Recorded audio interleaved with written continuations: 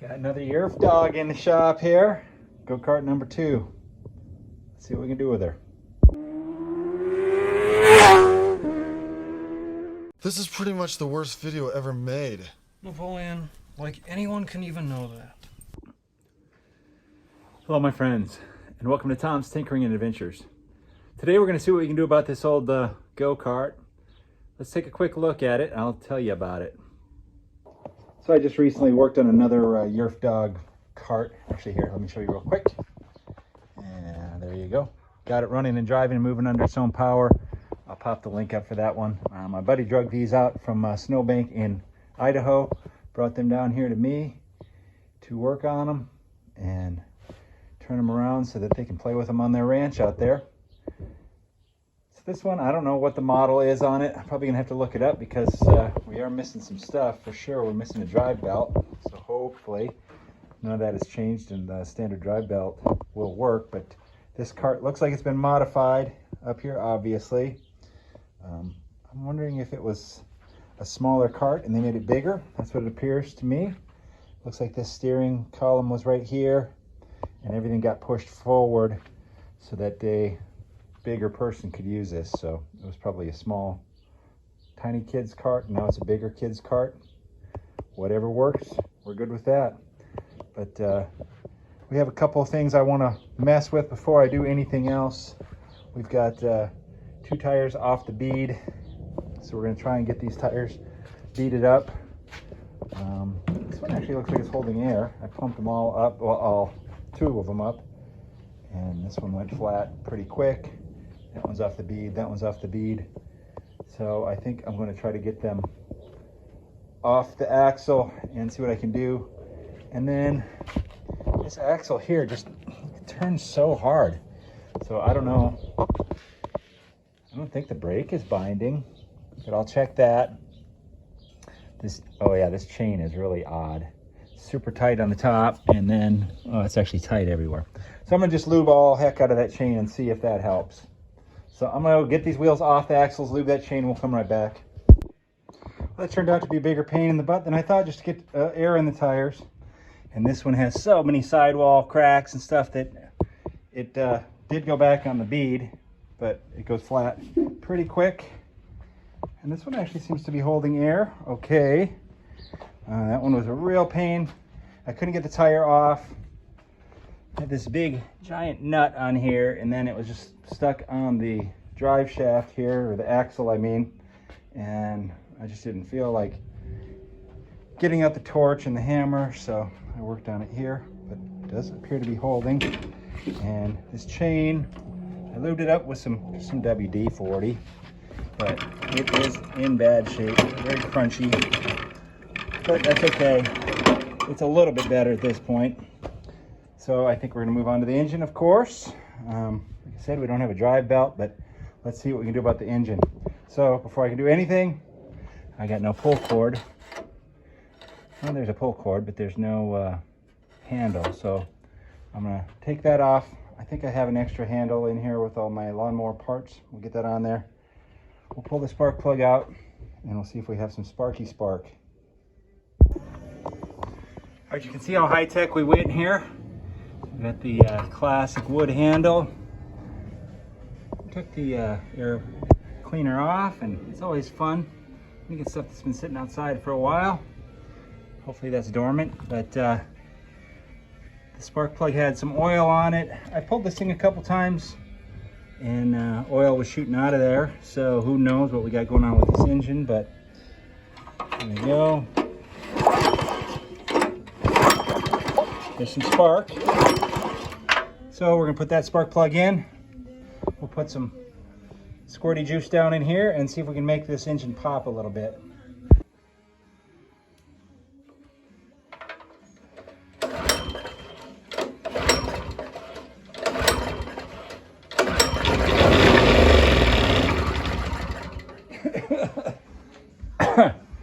Oh, stuff flying, smoke coming out, but there we go. We got a little bit of life.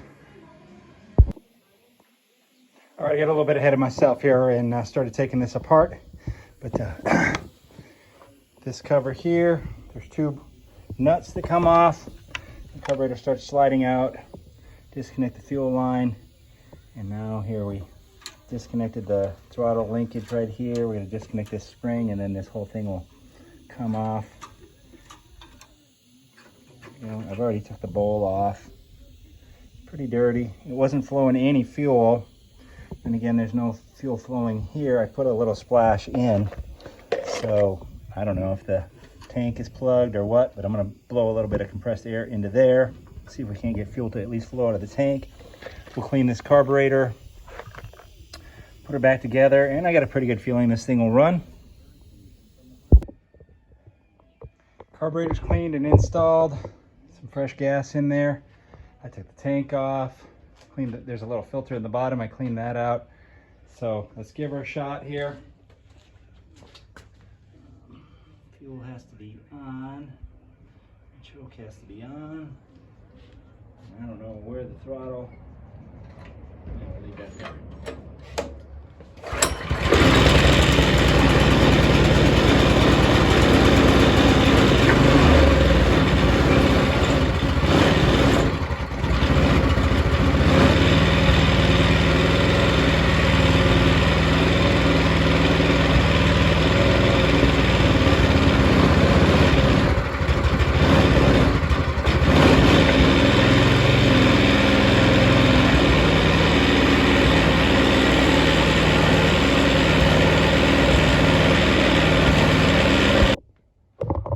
All right, it's running. It's not pretty, but it's running. And we'll see what we can do from here. Man, I was just messing around with the steering. The steering is terrible on here. We got this chain issue, but before I can do anything, it needs a belt. So I'll look up how much that belt costs and we'll see if we want to throw the money at it. Probably should just get a new chain too. Lubed up, it's moving a little bit better, but God, it's awful. And it's not running amazing. Then again, I don't have the air filter in there. I cleaned it, but it wasn't dry yet. So we'll let that dry. I'll put a little bit of light oil on it, put that on there.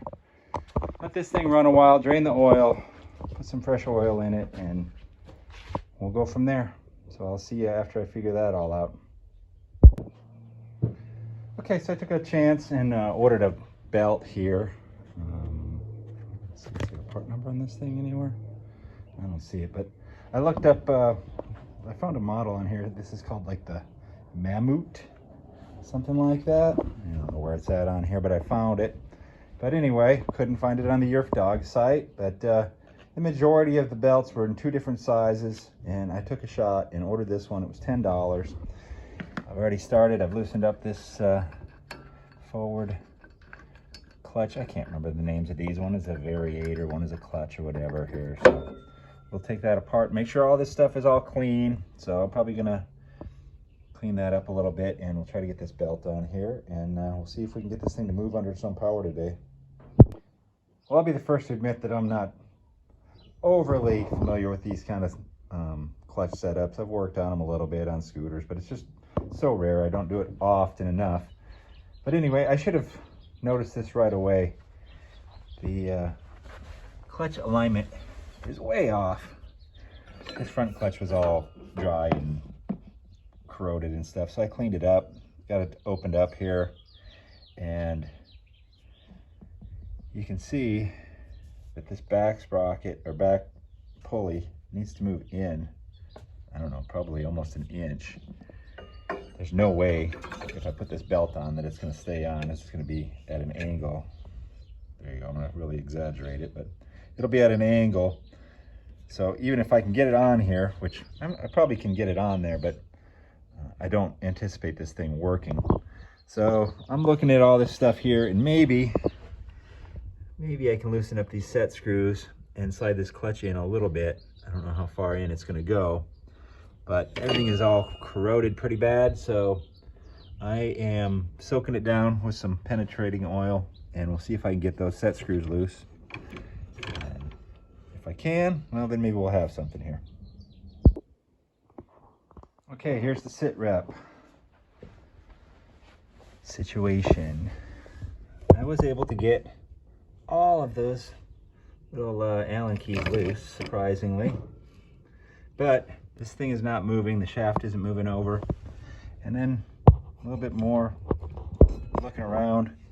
This bearing in here is completely messed up. You can see the crazy angle it's at. I can't move it now with one hand here, but you can move this bearing back and forth in there. So that block there is shot. And the shaft, like I said, isn't moving. It's a real pain in the butt. I'd have to take like everything apart to hopefully get this out, slide this in. And even if I do slide this in, it has less than, I've got about a pinky's width there, and I don't think that's going to be enough. So I think that maybe this isn't the original engine that came with this. So the original engine probably had a longer output shaft on it. That's just my thoughts. I don't know. I'm not positive of that, but anyway, I think with that bearing being messed up, that rear pulley not able to be lined up, along with everything else going on this cart. We've got 4 tires that don't hold air. Well, I think one of them does. That one holds air. So we got one that holds air, but they're all shot. Seat, who cares? But tie rod end links, 3 out of the 4 are messed up, and the chain is messed up. I think you're not going to hear this from me very often, but I think that we're just done. We're not going to go any farther. We have failed. We did get it running. Runs pretty good. Starts up in one pull, but I think for the amount of time and money that it's going to require to get this thing even decent, you could just buy a used go-kart that's ready to go. And that's why sometimes free isn't as good of a deal as you think it is. So if someone's going to give you something free, it may be the most expensive thing that you have gotten recently. But you know what? I spent $10 on that belt. I should have paid a little bit more attention, but $10, I'm not saying that $10 is nothing these days, but you can barely even get an extra value meal for that. Thank you for the inflation. Whatever. All right. If you're liking my content, give me a thumbs up. Leave a comment down below. If you're not already a subscriber, please consider doing so. Thank you very much for watching. Get out there and find your adventure. Adios.